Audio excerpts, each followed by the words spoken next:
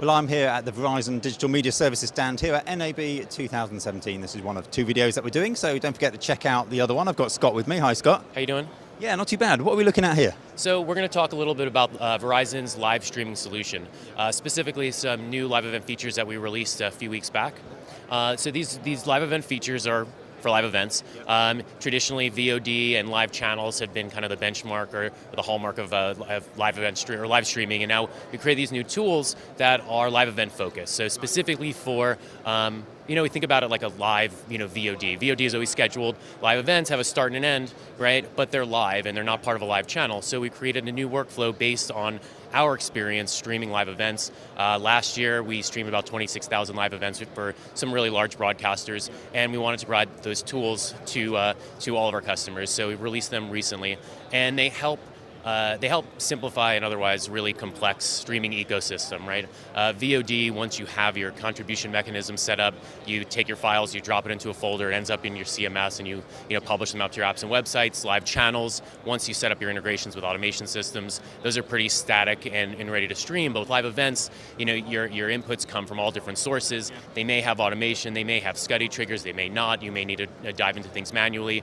You can be streaming one event a month, 100 at one time. So all these complexities really lend themselves to the new tools that we built to really help simplify that complex workflow, because you can't control location variability, you can't control an event not starting on time, but if you take the ecosystem, the streaming ecosystem, and really streamline it, take the complexity out of that ecosystem, you really ensure that your events will be able to stream at scale. So those are a lot of our tools here. We have a scheduling tool that helps you schedule events if it's one a month, 100 at a time. Thinking of it like a calendar resource, like an iCalendar. Instead of inviting attendees, you're going to invite operators for your event. Instead of scheduling a room, you're scheduling an encoder, making sure that you have resource conflict detection. We also have an event dashboard, and that event operator dashboard is cloud hosted and actually can be separate from your encoders. So if you have encoders at a remote location, as long as you have internet access, you can pop up a dashboard, start your event, insert ads, use all of the powerful Verizon digital media services technology to stream your live event, but it's kind of at the click of a button, and you can access that anywhere. And we also have the last kind of major feature that we created is the single URL that streams the life cycle of your event. So what makes an event different from a live channel is at a live channel, you're watching an event. After that event is over in a channel, you have another event or another program. But with live events, you have a start and an end, and you need an experience on both of those ends to make sure your viewers aren't watching your camera pointing at the ground, bars in tone. That's like the last thing any broadcaster wants to stream to their viewers. So we want to make sure that experience is fluid, easy to manage.